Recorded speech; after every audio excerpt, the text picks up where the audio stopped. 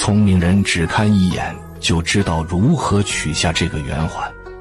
而那些脑筋转不过弯的人，给他10天8天也做不到。这是一道经典的数学拓扑空间谜题，至今几千年也没几个人能破解。那如何才能快速地取下这个圆环呢？绳子比较短，往下取会被挡住。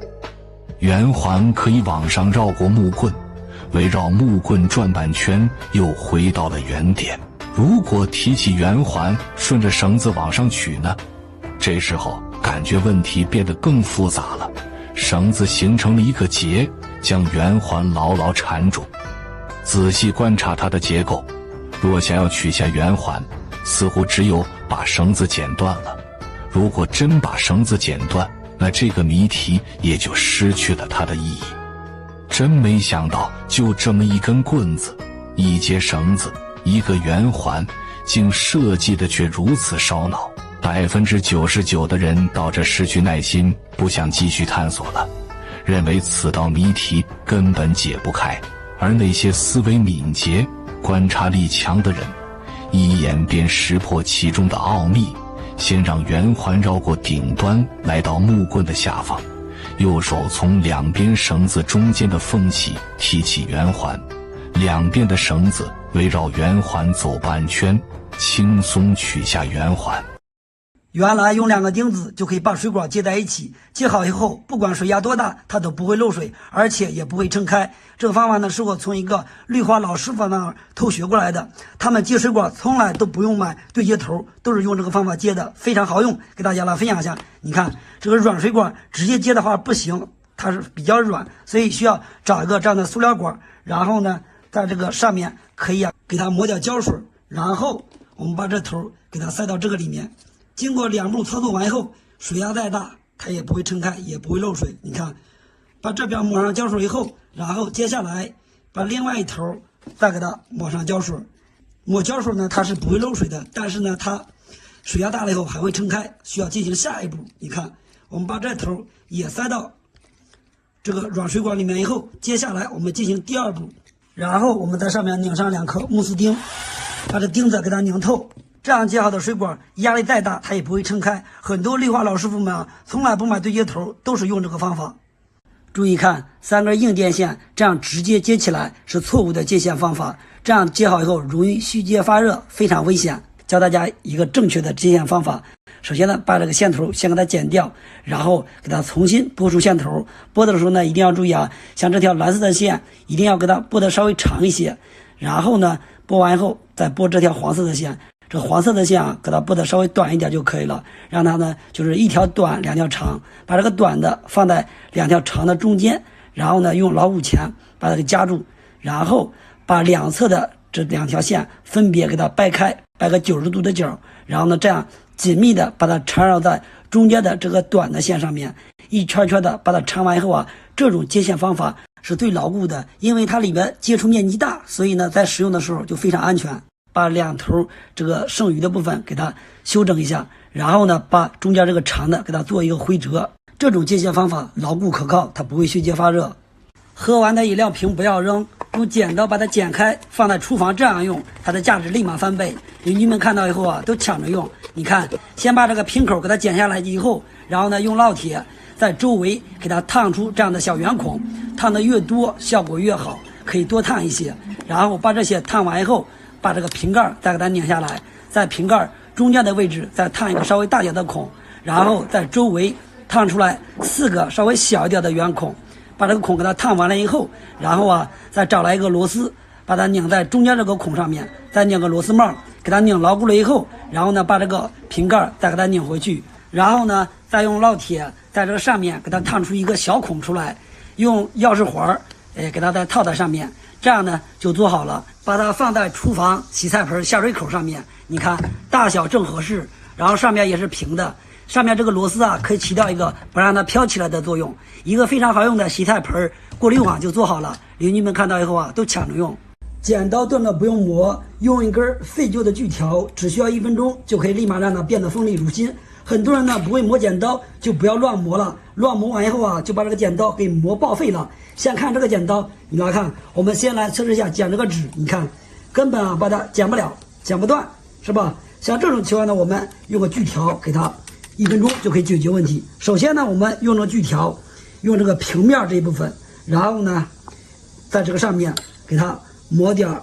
牙膏，这个牙膏啊可以起到个研磨的作用。你看，抹点牙膏了以后，然后接下来我们来处理这个剪刀。处理的时候呢，你看这个剪刀这边有个大的斜面，这边有个小的斜面，我们就用这个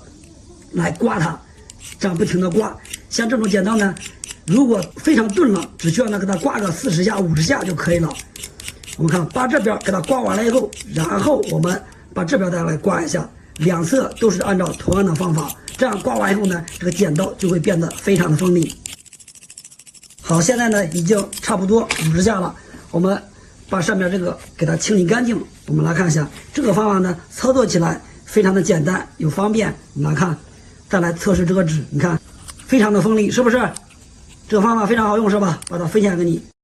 真的太不可思议了。原来借助一条绳子的力量，就可以快速的给这个口袋打个结。这个方法呢，很多人都不知道。平时呢，我们在给口袋打结的时候，因为前头这一节比较短，想要打结，那根本没有办法打。不管怎么打结呢，都打不住。那怎么办呢？其实啊，我们就可以用这个方法。你看，首先我们把这个口袋放在绳子上面，然后呢，抓住这个口袋，这样给它转几圈，让它前头呢转成麻花形状，然后呢，用手抓住绳子这一头。从这个口袋口下边绕过来，这样绕过来以后，然后呢，把这个给它套在口袋口上面，就这样把它套进去了以后，然后呢，一只手抓住这个口袋，另外一只手抓住这个绳子，然后使劲拉这个绳子，把这绳子给它拉直。只要拉直以后呢，这个口袋上面这个结就打好了。你看，拉直了以后，然后呢，把这个口袋呢用力把它给拔下来。你看，这样一拔就掉下来了，是不是？当它掉下来的时候啊，这口袋就打好结了。你看，一滴水也不漏。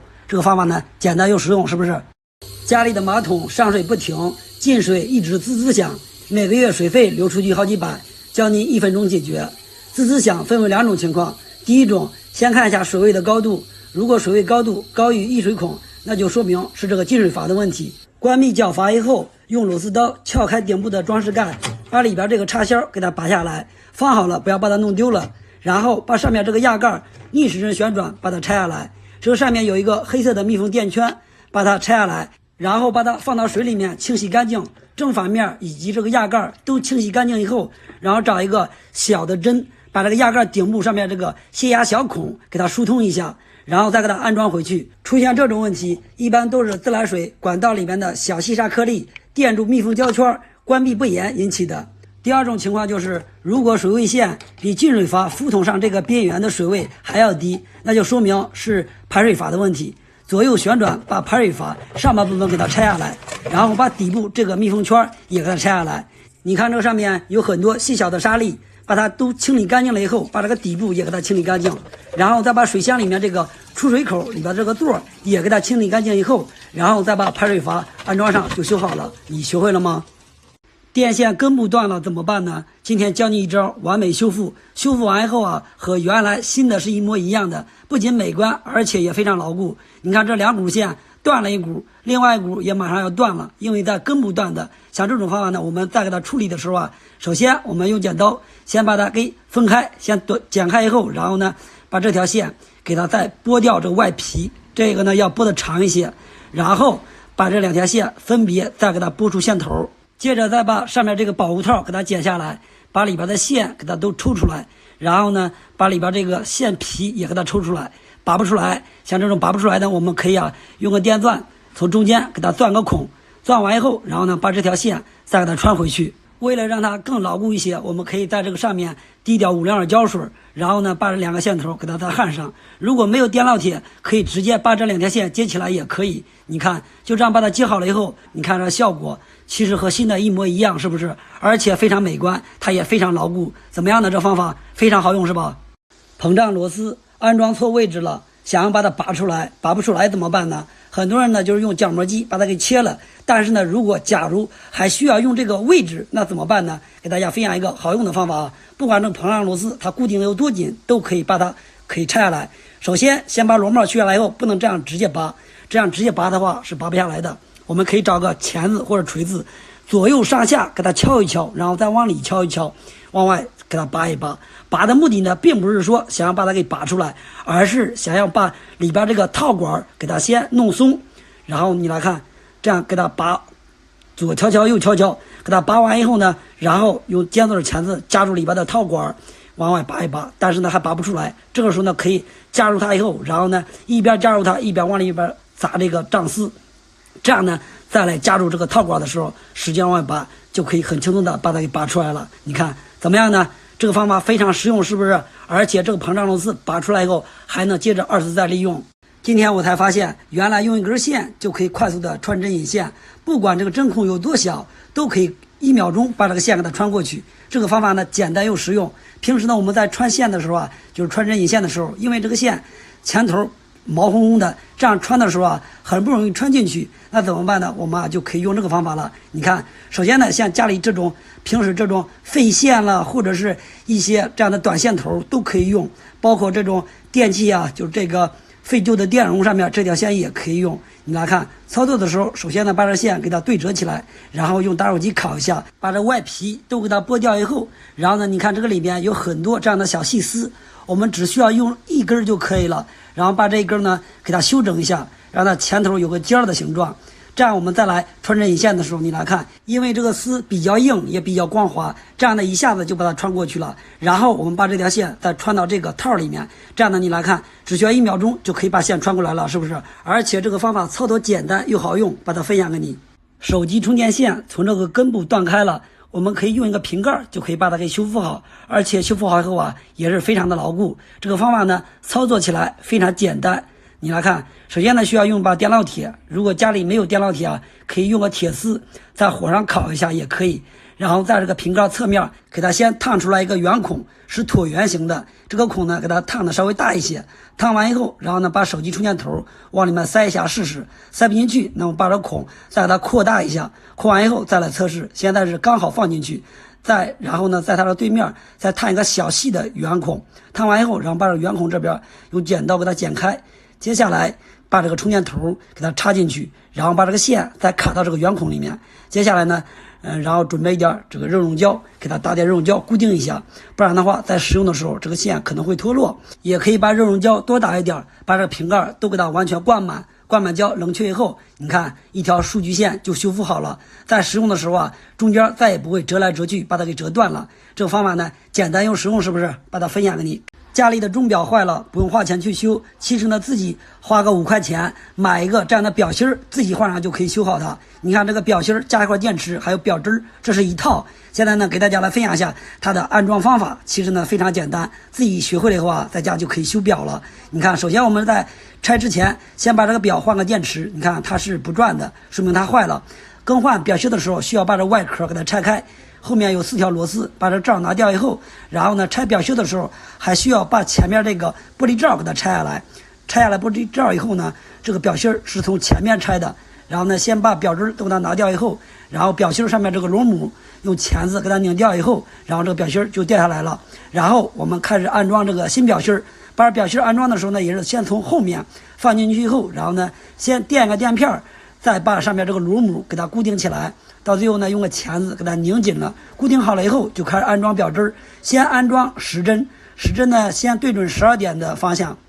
然后呢再安装分针，都是对准12点钟，然后呢再安装秒针。都安装好了以后，然后呢就开始把这个玻璃罩再给它装回去，就这么简单，一个钟表啊就换好了。你看装上电池以后来看一下，没问题，是不是可以正常使用了？这个方法呢非常简单，是吧？把它分享给你。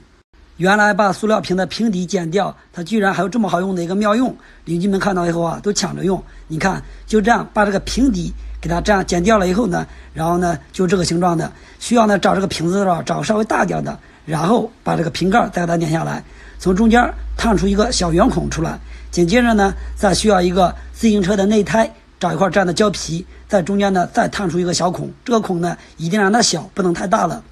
然后再找一个电源线，把它从这个小孔里面给它穿过来，这边呢是比较紧的，给它拉过来以后，然后呢这边再把这个瓶盖给它穿上，然后呢把它再放到瓶子里面，把瓶盖拧紧，然后再找一个插排，然后把这个线给它对折一下，把这个红色的线接在插排的 L 上面 ，L 是火线，蓝色的线接在 N 上面 ，N 是零线，把它接好了以后，然后呢你来看，这样呢就做好了一个户外插排，它是防水的，特别是在下雨的季节，我们在使用的时候把这插排往外面一拉，然后把电源线给它插上，然后再拉回去，这样呢在使用的时候，无论下多大的雨，有多大的水，它都进不到插排里面，非常的好用。你看把它拉出来以后，里边是干的，怎么样呢？这个方法非常简单又实用，是吧？注意看两根硬线这样对接是错误的接线方法，容易虚接发热，非常危险。你看这样接好以后非常不牢固，容易松动，松动的就容易打火发热，很危险。那么正确的操作方法应该是这样对接，这样接好以后不用叹息，非常牢固。先把这条蓝色的线给它拨出线头，大概拨个4公分长就可以了。然后把这条黄色的线给它拨得稍微长一些，让它一长一短。这条黄色的线给它拨个8公分长度，比它长一半。然后呢，用钳子把这条短线给它先做一个对折，这样你看对完折以后，然后呢这边让它先留出一个环，然后把这条长线从这个环里面穿过来，然后再用钳子夹住这个根部，夹牢固了以后，然后呢把这个长线一圈一圈的紧密的围绕着这个短线给它缠绕起来，这样接好以后不需要叹息，也非常牢固，不管怎么用它都不会虚接发热，这个才是正确的接线方法。废旧的电饭锅里面还有一块神奇的磁铁，就是因为它特别特殊，所以说还有一个特别好用的功能。把它拆下来以后，你看这外壳是个金属外壳，是铝的，这样是直接不吸的。所以说呢，找个钳子先把这外壳给它拆开，让大家来看一下里边这块磁铁它到底有什么神奇之处。把这个拆开之后，然后呢这块磁铁还在这个里面，还需要接着再拆，然后把它拿出来以后，你看这个黑色的就是磁铁，它可以吸在钳子上面，然后把这点金属外皮再给它抠掉。看着它和普通的磁铁没有区别，但是呢它的区别太大了，我给大家做个演示就明白了。先把它放在钳子上面，给它加下热来看一下。像普通的磁铁烧到100多度以后磁性就永远消失了，而这块磁铁呢加热到103度以后它也会消失，但是呢等它冷却了以后它的磁性就会恢复。你看现在加热完以后磁性已经消失了，是不是？等它冷却完以后再来测试一下，你看现在这个磁性又恢复了，又可以吸到钳子上面了，是不是非常神奇，是吧？我们可以利用它这个特性制作一个温控开关，在生活当中非常好用。在2把钥匙上面绑上一条细线，它居然还有这么好用的一个功能。这个特殊功能在生活当中用处是比较多的。先找2把钥匙，然后呢再找一个这样的单股的这种细线，然后把它先剪下来20公分长，然后呢接下来把它再拨出外皮，这个线呢不需要太长，20公分就可以了。拨好外皮之后，然后呢把它绑在钥匙这个顶端，这样呢给它绑牢固了以后，然后呢把这个线另外一头也给它绑上，绑在另外一把钥匙上面，就这样呢给它绑好了以后，连接好了以后，用它可以做什么呢？平时我们在家里剪一些泡沫或者是塑料的时候，比如就是泡沫，你看用剪刀剪完以后这个面非常的不平整不整齐，那怎么办呢？其实我们就可以用这个东西了，在这个上面呢，然后再需要一节电池，把它放在电池上去以后然后这个时候就可以快速的来切割泡沫了。你看切割的速度非常快，而且这个面也非常的光滑，不管是切直的还是弯的，什么样的造型都可以轻松的把它给切断，非常实用这个方法。坏掉的打火机不要再扔掉了，还有大用处。我们把它拆开以后塞到针管里面，它居然还有这么好用的一个功能，在生活当中非常实用，很多人呢还都不知道。我来给大家分享一下，不管是这种打火机没气了或者是坏掉了都可以用。你看我们把它先拆开了以后，然后呢需要用到里面的一个电子元件，就这个小东西很多人都见过是吧？然后呢我们把这个针管给它拔出来，在前头这边呢用剪刀给它剪掉一部分，不需要太长，然后用钻头在顶部钻一个孔，也可以用铁丝探一个孔也可以，然后用镊子加入这个小电子元件，从这个针管里面穿出来。然后重点来了，把这条线给它折弯，让它和下边这个金属部分中间的距离只有2毫米就可以了。再把针管上面这个黑色的胶皮给它抠下来，在这个上面打上一些热熔胶，把它再放到蒸管里面，就这么简单，一个非常方便又好用的点火器就做好了。你看，当按压的时候，前头就会产生火花。如果家里的燃气灶点不着火了，用它来点火，非常的方便又好用。电源插头根部断开了怎么办呢？今天教大家一招完美修复，操作起来也非常简单。你看这个插头，两股线，中间这一股黑色的马上也要断了，而边上的这个是彻底断了。在修复的时候，首先呢需要把它先剪掉，然后呢剥开外皮以后，这两条线让它一长一短，然后呢分别给它再拨出线头。接下来把这个插头这边呢也一样，因为这边太短了，给它呢先拨出一部分外皮，然后呢中间也给它剪开，也是把这两条线给它弄成一条长一条短，然后呢把这两条线给它焊接在一起，黑色的焊接黑色，白色的焊接白色。因为这两个接点是交叉在一起的，所以说呢不需要缠胶带也没问题。然后呢在这边给它注点热熔胶，没有热熔胶的你可以用胶带也行，给它都沾满胶了以后，然后呢给它再套一个热缩管。如果没有热缩管，可以缠上电工胶带也可以，然后呢用打火机给它烤一下，这样修复好以后非常美观又牢固。空烟盒里面还有一个值钱的宝贝，如果把它扔掉的话，那就太可惜了。我们用剪刀给它剪上几刀之后，它的使用价值立马翻倍。很多人呢还不知道，你来看，首先呢我们把这个烟盒里边这个锡箔纸给它先转出来，这一张纸呢是一面是白色，一面是金黄色，它不是一张普通的纸。我们用剪刀给它先剪上一刀，然后呢接着再来一刀，剪出来一个长条的形状，然后呢再给它剪下来一小点儿，就这么一小块就可以了。然后呢再找一点电工胶带剪下来一点，把刚才的这个锡箔纸给它粘在胶带上面，让这个黄色的这面一定让它朝外，放在这边备用。接下来呢，你看像家里的 LED 灯坏了，那么呢用它就可以修灯，非常实用。把这个罩打开以后，像这些灯坏了以后呢，一般都是上面有小黑点儿，发现上面有小黑点的就说明这个灯珠坏了，用个东西把这个小灯珠给它抠下来，然后呢把这个胶带给它粘在坏的灯珠上面，这样粘好了以后拧在灯头上面来测试一下，你看用它来修灯非常的方便，是吧？怎么样呢？就这么简单，一个灯就修好了。所以以后遇到空烟盒就不要再扔掉了，用它来修灯非常的方便好用。在手机背面粘一个创可贴，还有两个特殊妙用，它居然这么厉害。首先呢找一个普通的创可贴，然后给它反过来对折一下，在这个中间这个黄的部分上面呢给它先喷点酒精，然后呢把创可贴上面这两条纸给它撕下来，把这个创可贴给它粘在手机上，粘的时候呢让它粘在手机上半部分，把它粘完了以后，然后呢再需要一个透明胶带把它粘在外面。你看这样粘完以后啊就很牢固了。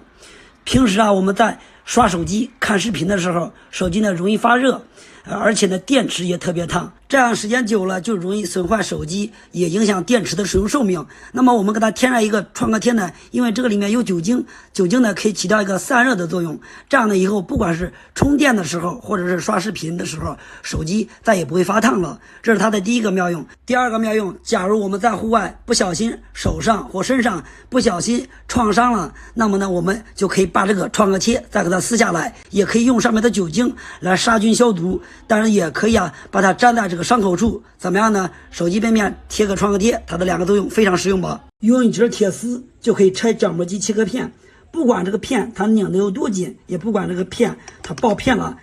爆死了拆不下来的时候，也可以用这个方法，非常的简单，就可以轻松的把它给拆下来。你看首先呢我们需要呢就是把这个铁丝给它先掰直，然后呢再准备两个钻头，把这个铁丝给它绑在钻头上面。你看大概呢就这样绑个5-6圈就行了。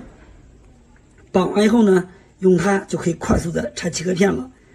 绑完以后你来看这个工具呢非常实用啊。你看首先把它插入在这个压帽螺丝上面，然后呢卡住下面之后，接下来我们再找一把螺丝刀就可以了，插在两个钻头中间，这样呢就可以起到一个杠杆的作用了。你看这样只要轻轻一用力，你看就可以把它给拆来了。这个方法呢简单又实用啊，把它分享给你，感谢大家观看。不用的扎带剪掉的话太可惜了，教你2个好方法，轻松把这个扎带完美的把它取下来，还不影响下次再使用，可以2次再利用啊。这个方法呢简单又好用。先看第一个方法啊，其实第一个方法呢需要用把钳子，但是第二个方法徒手就可以把它给拆下来。先看第一个方法，用钳子夹住它以后，然后呢这样轻轻一拉就开了。因为用钳子夹住这个头以后，就会把里边这个锁扣给它打开，这样呢就可以把扎带取下来了。再把这扎带扎起来，来看一下，你看扎好以后也是非常牢固的，不影响2次利用。再看一下第二种方法，徒手就可以把它给拆下来。首先呢，先把这扎带头往这边往左掰，然后呢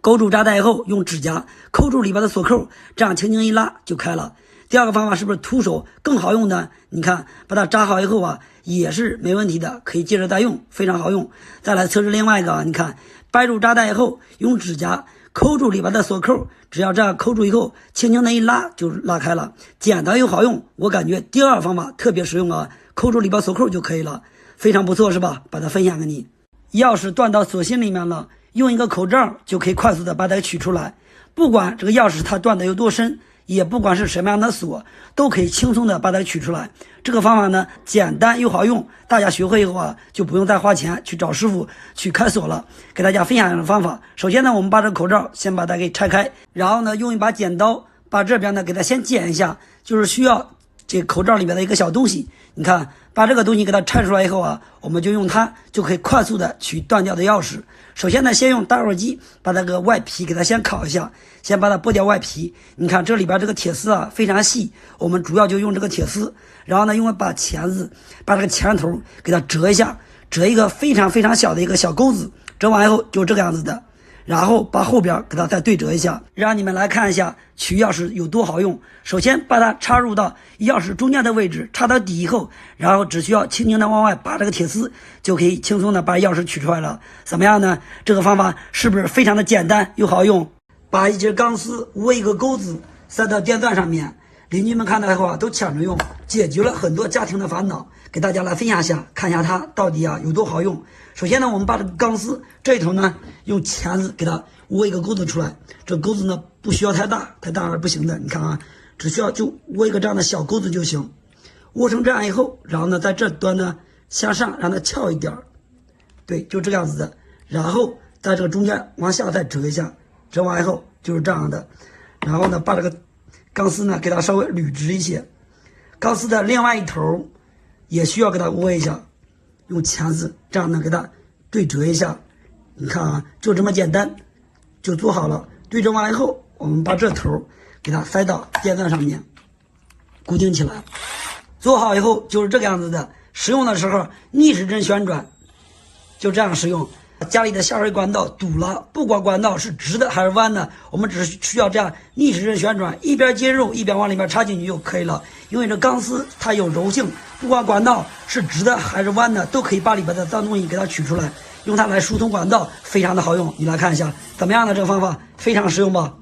在灯泡上面固定一个膨胀螺丝，它居然还有这么大的一个特殊妙用。我的很多朋友看到以后啊，都说非常实用，给大家来分享一下。你看，首先先把这个膨胀螺丝给它拆出来，把这个管呢套管用钳子给它先掰开，给它先分开，这样分开以后，然后呢给它做一下修整，做完以后就这个样子的，然后把它这样固定在灯泡上面。然后呢这一个灯泡它是一个24伏100瓦的，然后呢再需要用到一个这样的24伏的电源，把这个电源插头这边呢接上2个夹子，把这2个夹子分别把它夹在灯泡上面，这样呢这个灯泡就可以亮了。用它可以做什么呢？你看平时家里的 LED 灯坏了，用它来修灯非常方便。先把这个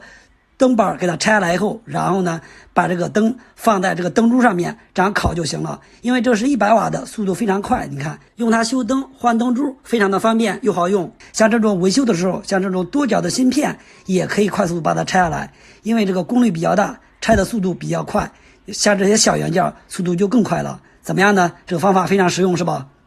不用打火机，用点卫生纸也可以快速的取火。这个方法呢非常适合一些喜欢户外野餐的朋友。假如打火机坏了或者是没有气儿了，那么就可以用这个方法，简单又好用。首先呢把卫生纸先撕下来一段，然后呢再找个盆儿给大家来演示一下。首先把这个卫生纸呢先给它撕开，撕成一条一条的形状，把这个撕完了以后，然后呢，把这卫生纸都给它先弄开。弄开了之后，然后再需要一个这样的镁棒。喜欢户外野餐的朋友一般都有这样的镁棒，然后再找根锯条，就这样的划就可以了。只有镁棒没有纸，那么也是取不着火的，所以用这个方法就可以了。你看，只需要锯条往上面划就行了。如果划不着的时候啊，可以先刮下来一点镁粉，把这个镁粉刮下来以后，给它先聚在一块儿，这样呢就可以更容易取火了。你看啊，只要需要还是这样划几下以后，你看立马就着了，是不是？这个方法呢，简单又实用，是不是？如果光用镁棒没有纸，也是取不了火的。所以说，做饭的时候没有打火机，或者是打火机坏了，就可以用这个方法。用一个口罩绑住钢丝球，它居然还有这么大的一个妙用，解决了很多家庭的烦恼，每个家庭呢都能用得到。你来看一下，非常实用，在生活当中。首先呢，先把这个口罩，把上面这个绳子给它剪下来以后，然后穿在钢丝球中间的位置，然后呢，用绳子呢这样给它先打2个结，给它绑牢固了以后，先放在这边备用。再需要一个饮料瓶，把这个瓶盖给它先拧下来，在上面开2个孔，打2个孔之后，然后呢，接下来把这个塑料瓶上面这个瓶口的位置啊，大概2公分的位置，这一圈给它先剪下来，用剪刀剪下来之后，然后呢，把钢丝球上面这个2个绳子呢，从这个塑料瓶里边穿出来。接下来呢，再把这个瓶盖放上去，也是从里往外穿，穿过来之后，把瓶盖呢再拧到瓶子上面。然后呢，这边也一样，先给它打2个结，也是一样啊，把它绑牢固了以后，然后呢，把2个绳头放在一起，再一块打1个结，就这么简单，就做好了。你来看，平时呢，我们在家里啊，在刷锅刷碗的时候，这样呢，我们在使用的时候，再也不会脏到手了，非常实用，是不是？使用完以后呢，这儿有个绳子，还可以把它挂起来淋水，非常好用。把2个塑料瓶对接在一起，它的使用价值立马翻倍，在生活当中啊，花钱都买不到。如果像这种塑料瓶，你把它卖掉的话，2个瓶子啊，你都卖不了1毛钱。那么我来给大家分享一下，首先呢，用剪刀把这塑料瓶先把这个瓶口给它剪下来。你看，如果有刀子的话，也可以把它给拿下来，也可以割下来以后呢，然后需要用剪刀再给它修整一下，旁边的毛刺比较多，然后呢，这个瓶口也太大，给它修整小一点，修整成这样子以后呢，然后呢，接下来把另外一个瓶盖给它拧下来，你来看一下，把它们2个对在一起，拼接好以后，然后用力一按，就可以卡在一起了，而且卡的也特别牢固。你看一下，把这盖子打开，平时用它呢，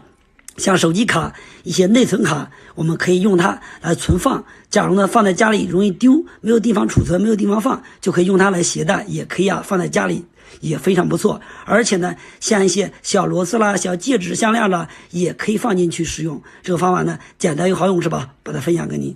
10个人有9个人都不会给电动车充电。夏天和冬天的充电方法是不一样的。现在是炎热的夏天，如果你还在用冬天的充电方法来给电动车充电，不但起不到保护电瓶的作用，反而会对电瓶造成很大的伤害，急剧缩短电瓶的使用寿命。那么如何正确给电瓶充电呢？第一，车子骑回来以后，千万不要马上给它充电，因为夏天的温度环境比较高，在骑行的时候，电瓶本身放电就是发热工作的过程，而回来以后立马给电瓶充电又会持续的发热，这样我们的电瓶就会导致失水的情况发生，同时还会造成电瓶内部铅板的硫化。一旦硫化现象严重到一定的程度，那么你的电瓶就离换新的不远了。正确的方法是应该把车骑行回来之后放置1个小时，等电瓶冷却了以后再给它进行充电，这样会对电瓶起到保护作用，能够让我们的电池更耐用。第二就是千万不要把车子骑到完全没电了，这样做也会对电瓶内部的极板造成很大的损害。如果总是亏电以后再充电，那么就会急剧缩短电瓶的使用寿命。正确的做法应该是等电瓶的电量剩到20%的时候再进行充电为最佳。平时多注意保养和维护，这样我们的电瓶才能多用几年。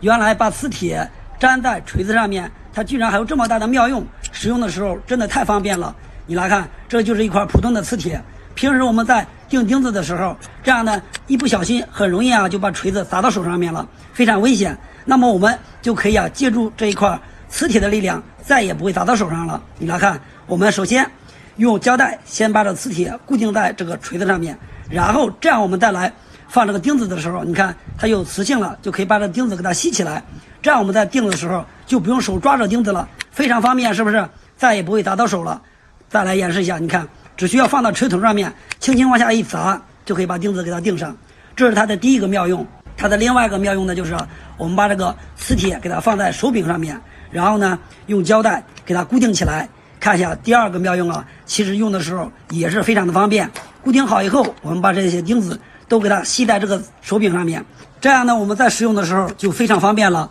拿一个钉一个，比放在口袋里面方便的多了。这两个方法特别实用，是吧？